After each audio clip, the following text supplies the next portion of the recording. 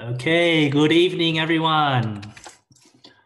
So, hope you all had a good day and a good break just now as well. So day 2 was basically really quick recap. It was about think more about product things, and operations. So it was looking at the current state of the products and also thinking about ways forward. And just the usual couple of check-in questions. I'm curious to know from each of you. Hopefully this question's a lot easier to answer than previous ones. What's just one highlight from today? So just type your response, just whatever comes to your mind straight away.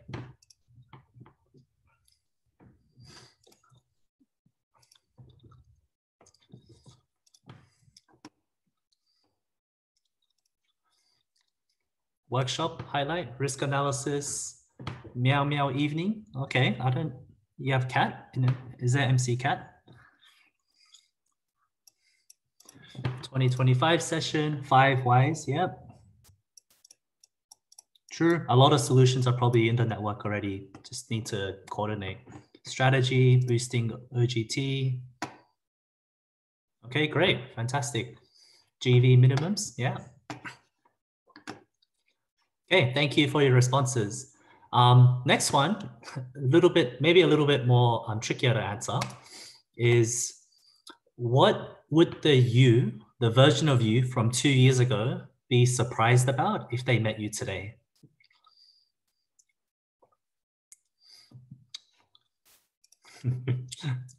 Yeah, I'm serious.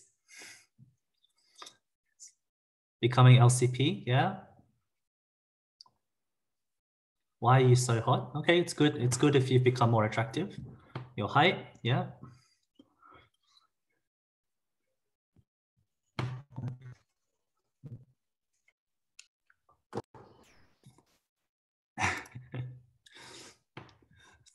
Awareness workshop. You guys are savage. Level of self-confidence, ISEC journey. Yeah. Okay, cool. So thanks for your responses. So this evening, I have another story to share with all of you. But this time, so basically today in a lot of sessions, we talked a lot about how to lead changes in ISEC. When I also asked you what were the highlights, a lot of responses it seemed to be a lot of responses revolved around getting some answers to key questions that you had in mind. So hopefully tonight's sharing will just provide a little bit more perspective in terms of answering those difficult questions that you would have. And when we think about it, if in order to give more and to do more in ISEC, it's also important to kind of take a step back and look internally at yourself to see what kind of things within yourself that needs unblocking so that you can give more as well. So there's this concept of life-defining moments, right? So if you look back at your life and think about various moments, some make a disproportionate impact on who you are. And of those, many of them may be, really happy moments. Some might be very dark moments. Maybe many of them were just things that happened to you, but many others were perhaps things that you actually consciously designed and made happen as well. And, I won't tell you my entire life story tonight, but if I just based on a very quick thinking, I think these are some of like my key life-defining moments. And green here are like the positive ones where I felt a lot of joy, and pink are the ones that were really intensely dark moments. And then if I take another step back and think, what are the even key moments from within these life-defining moments? Maybe I'll limit it down to these things. And the interesting thing about this exercise is often the really dark moments are the ones that lift you and push you in much more powerful ways than the bright and positive moments. So, you can think of these dark moments as pits, and these pits offer like a really unique chance to re-examine yourself and kind of break free from old ways of thinking. So similarly, when I talked about the shock of a pandemic, or some other shock, such as like a conference screw up in ISIC in Vietnam, those things were opportunities for the organization to do things in a different way. Similarly, you can apply the same way of thinking to your individual life as well. So I'll tell you a little bit of a kind of story. To be honest, it's a little bit embarrassing, but I think there's maybe some benefits to this. So about a year and a half ago, I was at this party meeting a lot of basically a lot of rich friends, right? So all of these friends are like super rich guys, and a lot of the people at this party were kind of high achievers based on conventional measures of success, right? So they're the type of kids that Asian parents, I guess, would be proud of. So many of them were like, running their own businesses, lawyers, like private equity people, investment bankers, and so on.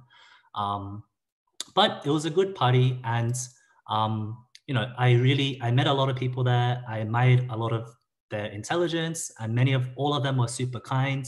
And despite knowing so much more stuff than me, they were also very open-minded to learning from guys like me as well. So there was a couple of guys that we really clicked and got along, and we spent I think 6 or 7 hours nonstop just talking about how the world worked. So we were talking about geopolitics, and then physics and quantum mechanics and economics, all sorts of stuff. And it was just a really good conversation. So we kept in touch, and we kept in touch. And this year, how this morning I was saying that when the pandemic hit us, I took a very big salary cut, like a pay cut. So actually, to be honest, when I took that pay cut, I was really worried because part of my pay, I give a third of my pay to my parents to pay for their rent. So they kind of depend on me financially, right? So when I got my pay cut, I had to give them less. And also it was just a little bit tricky. I mean, of course, there's many people in much worse situations than me that got zero, that just got fired. So I'm grateful I still have something, but I was just not in a really good mood. But anyway, I brought some of these friends over that I met over to my place to have dinner together. And I remember this moment when we sat down. There was 5 of us. There's me, 3 guys that run their own business, and one is what's it called? Like a hedge fund manager. So one of the guys said to another guy, oh, hey, bro, congrats on getting your $200,000 bonus, for last month. And I was like, what the fuck?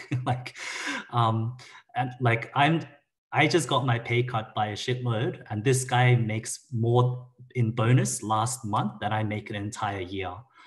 So as much as, usually I'm not really the jealous type person. Usually when I meet people that I guess much more, let's say, ahead of me, it's like an inspiration. It's like, oh, wow, if they can do it, maybe I can do it too. But in that moment, I was a bit annoyed at myself for feeling some envy, right? I was like, this really bothers me. So although we had a good conversation, everyone went home, it's all fine. But I was a bit bothered by this, damn, why don't I earn $1 million a year kind of thing? And I was really bothered by it, especially because all of these guys are all the same age as me, right? We're all the same age. So I was a bit annoyed about that. But then I kind of realized that I had similar financial envies and insecurities previously as well. And what annoyed me most is I thought I got over it a few years ago, right? I think it was maybe in some ISEC lead session where I identified my insecurity. I thought I labeled it and have ways to mitigate it, and I scraped it. I thought I moved on, but it just came creeping back. So now I'll take a step way back and just tell you a little bit about my upbringing and why I have this kind of insecurity, right? So my family moved out of Korea to Australia around when I was 5. And like many Asian immigrants coming to Australia, of course, we came here for a better life. So I'm super lucky to be one of these people that got to grow up in Australia. But when I was younger, I used to always think my family was kind of really unlucky and really poor. And I think part of the reason why is the narrative that my parents continued to push to me every day was things like, we're disadvantaged immigrants. You know, unlike your friends at school, like I guess your Aussie white friends at school, we don't have like the connections or the network or the skill or the money. Like we can't really help you out. So I cannot give you what other parents can. Therefore, even if you work twice as hard, you might even just get the same result as your friends. So just expect this in life. That's kind of like how I grew up. Um, I remember like my parents growing up were like the most typical, like stingy, cheap, frugal Asian parents, right? I'll just give you a couple of examples. So in Sydney, there's this place called Flemington Market where it's like a wholesale, you can go and buy fruit and vegetables for really cheap, right? It's like the Costco for fruit and vegetables. So every week, my dad would go there. He would go there only in the last 30 minutes of just before the market closes, because that's when the fruit sells for really cheap, right? It's like all the leftovers from the entire day because it didn't sell, right? So he would go there in the last like 10 minutes. And one time he bought like a 10-kilogram box of apples for $2, right? 10-kilogram box of apples for $2. He came home and he's like so proud. He's like, I just like hustled so hard. I brought this box of apples so my family can like have like healthy vitamin C. And then my mom just got so angry. She's like, you know, half of this box is rotten. And then although you're the one that bought it, I'm the one that has to like pick through these apples, throw the rotten ones out. There's like worms and maggots and insects inside. I don't like dealing with insects. Like, why do you create all this trouble for me? Why can't you just pay $5 and get like the proper box of apples? And then my dad would argue back and say, hey, I was like in the sun, like carrying this box all the way to the car. Like, why can't you appreciate? And they just argue all the time. And this argument happened every week. So me and my sister would just look at each other and go, oh, here we go, here we go. Another example is like one time for my dad's birthday, he was wearing these like pants, like sweatpants to wear at home that was like 20 years old, right? And it had all these holes in it. And like, so one day my mom bought him new sweatpants for like $10, which is nothing in Australian currency, right? And that was like his birthday present. Like she bought him one pair of sweatpants for his birthday presents. And guess what? He got angry. He's like, why did you buy this pants for $10? I can just wear my old ones. Like, what's wrong with these ones that I'm wearing now? Like, they'll just argue about all these silly things. Another example is like every year or so on a special occasion, we would go to these all-you-can-eat restaurants, and the entire family would like prepare a few days in advance to take advantage of this all-you-can-eat restaurant. So like, the trick is, in case anyone's curious, if you have like dinner tomorrow and you want to eat as much as possible, the trick is the day before dinner, you eat a lot, so you expand your stomach. Then the next day morning, drink a lot of water to keep the stomach expanded, but you're still hungry. Skip lunch, and then at dinner, you can eat a shitload, right? So all of these things, like that was like my childhood. So of course, growing up, like, you know, being a high school student, I have new friends now. And as a kid, like teenager, like you want to like have a bit of money, right? You want to buy clothes, you want to like get a haircut, you want to like buy food, like go watch a movie with friends. But my pocket money, the problem was it was around $10 a week, which is $10 is enough to buy like one meal, right? It's, you can buy one lunch with it. So I have to wait like an entire week just to like go out, like to have one meal. So what I started doing is I would go to like a supermarket and buy like all these soft drinks. I'm not sure if you see where this is going. So I'd buy all these soft drinks, and I would go to school and sell them at 100% profit, right? So I'd buy cans for 50 cents each, and I'd buy them, and I'd sell them for $1. Then, so this way, like I was able to sell around 20 cans a day. So that's $10 profit per day. So my pocket money that I make in a week, I could earn that in one day. That's like one thing. The second thing though is when you carry 20 cans of Coke in your bag, it's really heavy, right? I don't want to carry it around the whole day. So what I did is I want to encourage people to buy it in the morning before even school starts. But the problem is people don't want to drink a can of Coke the first thing in the morning. They want to drink it with lunchtime, right? So I created this false sense of scarcity. I basically said like, okay, if you don't pre-buy, like you will miss out on your can of Coke. Then you have to go to the school canteen and buy the $2.50 can of Coke instead. So then everyone would like come to me in the morning and buy like all the cans in the morning, and just so that way I get rid of my inventory. Um, Another way that I did is like I introduced differential pricing. So like if you buy it in the morning, it's only $1. If you buy it like in morning tea, it's $1.50. If you buy it at lunch, it's $2. End of lunch, $3. So because no one wants to pay that much, they'll just buy it in the morning and keep it in their bag themselves. Um, and then actually I did this for a while. And then one day in class, the teacher just noticed that half of the class was drinking like Coca-Cola.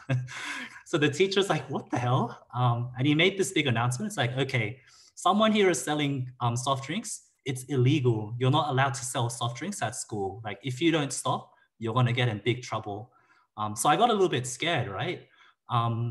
So then what I did is I changed everything into a credit-based system. So no cash involved, right? So if someone wants to buy a drink from me, I'll just have a tab in my phone, like, okay, Kevin, you owe me $4. Chris, you owe me $3. And I'd keep this tab.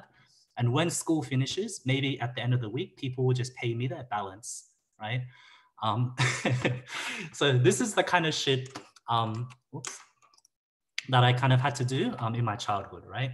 So anyway, like growing up as a teenager, this is basically what I was preoccupied with. All I cared about was just having fun with friends, like having enough money to sustain myself to have fun with friends. But unfortunately, like in terms of school, like I was a bit of a class clown, right? Like I was always in like the bottom 5–10%. My parents didn't really have much of a hope for me. And deep down, I kind of felt a little bit guilty because they gave up a good life in Korea for me and my sister to have a good one in Australia. But I was just kind of like, I wasn't like a bad kid getting into too much trouble, but I was just like not really motivated and just almost on a trajectory of just living a kind of mediocre life, right? So there was this moment where I think it was some place, some party or something, I don't know, but I just had this tough conversation with myself. There was just this moment that triggered me. Like I don't want to keep doing this anymore. Like if I continue on this path, I will not be happy if I continue like this for 5 years or 10 years.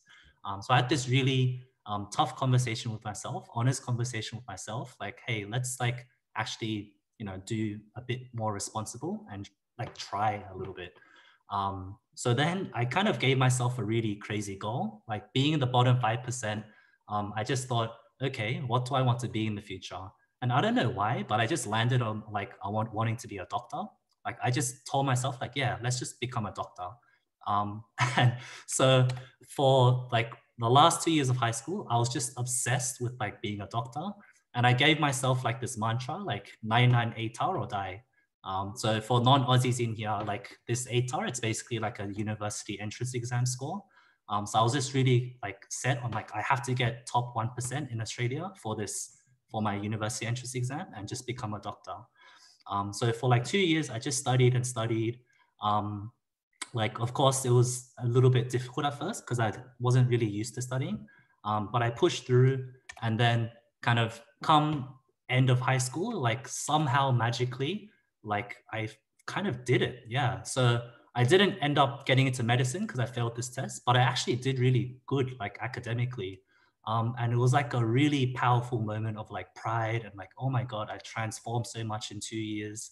And you can imagine the way my parents felt. It's like, oh my God, like we've had this really tough life as immigrants, but now I can see that maybe my son could actually do something. And it was like super happy moments. However, this happiness would not last. So just a few days actually after getting my results for university entrance exam, there was some actually tough news. So I remember going to the hospital with my dad and my mother, with my mom, seeing this doctor, and he kind of just gave this kind of look and told us the news upfront. It's like, look, I'm really sorry to inform you, but your dad actually has cancer. He's actually been diagnosed with cancer. And it was a bit kind of bad type of cancer where he only had a 5% survival probability. Yeah, so it was like almost certain that he would basically die. So of course, my mom just breaks down into tears. Me being an 18-year-old kid, like I didn't really know what emotion to feel. It was just like, okay, I feel sad, a bit scared, but I don't know if sad is the right word, just really lost and confused. Like I was just thinking, shit, my mom is crying. So I don't know why, but the first face or thing I thought of was just my sister, right? And I kind of thought, okay, I'm 18 now. I'm just about to start uni. If my dad, I'm just thinking super rational and logical, maybe because I'm too scared of feeling the emotion, right? So I'm just like calculating everything. I'm like, okay, if dad dies now, that sucks. Mom, like, you know, she's gonna have to basically retire or like, I don't know, because they weren't really working at the time. My sister's still like in the middle of high school, so someone needs to support her. So it's like, shit, I have to be the one to really step up. So again, I had to do another tough conversation. Um, and the thing is, what this moment made me realize is, you know how before I was like telling you that I want to be a doctor? When my parents ask me why, or when my friends ask me why, like, why do you want to be a doctor? And the answer I used to give would be like, oh, I want to like save lives. I want to help people. Like, that's the answer I would give. But the moment when so much is at stake, like literally you're going to like, you know, the family will depend on you, you stop bullshitting yourself. Like you stop telling yourself lies. And when I looked at myself really deeply, I had to admit to myself, actually, I didn't want to be a doctor to save lives. That wasn't the main reason. The main reason, to be really honest, was like, I just wanted to prove that I wasn't stupid. Like, I just wanted to prove that I was capable. I wanted kind of respect from family, friends, and family and parents. Like, I just didn't want to be that bottom 5% stupid guy. I just wanted to prove that I'm actually capable. That was the real reason. Um, so similarly, now I'm thinking, okay, doctor, fine. That wasn't the real reason. But now I'm thinking, okay, what's the tough conversation that I'm having now? It's that even this idea of wanting to prove myself, it's such a selfish goal, right? It's just all about me. So the moment this father getting sick, it kind of pushed me for the first time in life to think about people around me, and they depend on me as well. So I kind of shifted to this mindset of like, okay, now I should focus a bit more on being able to take care of my family as well. So the first year of uni was basically like studying, because at that time I still really thought if you get good grades, you get a good job, therefore you get good money and a happy life. I still really believed this at that time. And of course, I was doing a lot of tutoring because it's the fastest way of making a lot of money as a uni student. Of course, like I'd still socialize because like I'm very extroverted, like friend kind of person. I really need my group of friends to support me. And then I'd sleep. I'll at least try to sleep. So this was like my whole uni life. So I did this kind of for a year, just juggling things as much as I can. And then after 1 year, I did manage to achieve like stuff like studying, like, yep, grades, everything is good. Tutoring, yep, I'm earning like $1,000 a week. Tutoring plus working plus studying uni full time. And I'm earning enough, the same amount of money that an average like graduate would earn, but as a full-time uni student. I'd still socialize, hang out with friends. Sleep, to be honest, I didn't get that much, but it was just like, wow, I really ticked every box. But then I had another tough conversation with myself. I was like, okay, and then what, right? Like if I keep continuing this trajectory for the rest of my uni life, it's like study, earn money, socialize, and like, then what happens next? Like what happens after uni? What kind of person am I becoming? And I kind of got really terrified of like, just kind of, I could see myself kind of turning into this kind of zombie in a few years. And what I also noticed is I started to kind of neglect the rest of the world. Like I didn't really give a shit like too much about people outside of my friends and family. And that side of me, like in a way, like I just wasn't a kind person. Like I was just so selfish and like stressed about like my dad might die soon. So like fuck everyone else. All I care about is my friends and family. And that kind of really scared me. Like I was kind of turning into a monster, right? So then, once I realized that actually the narrative in my head of me wanting to take care of my family, even that was a little bit bullshit. Like it was something even more than that. It was just more like, I don't know, I think it was just a mix of just various emotions. Sorry, I'm not really articulate now because it's hitting it's hitting me again. But yeah, I guess point is I had another close observation of myself and realized that there's still lies that I'm telling myself. Like there's still more or something different that I should be doing. So ISEC to me at that time just happened to be the right thing at the right time. I wasn't looking, of course, to do anything to not kill, but I wasn't looking for more ways of spending my time because I had very little of it already, right? But a friend recommended it to me, and I kind of thought, okay, like maybe this will be a good chance to like um, reverse my trajectory of turning into a monster. Like, okay, my friend's saying ISEC is like doing good stuff for the world and volunteering, and you get to learn new skills and meet people outside of your usual friend circle. So I was like, okay, that all sounds good. But I think all of you have experienced this before. Like ISEC has this really ISEC has this way of creeping up on you, right? So over time, it's like, yeah, Chuck and Christina, we were LCP elect together. So over time, like ISEC, my life became like this. So like less studying, less tutoring, less socializing, less sleep, more ISEC.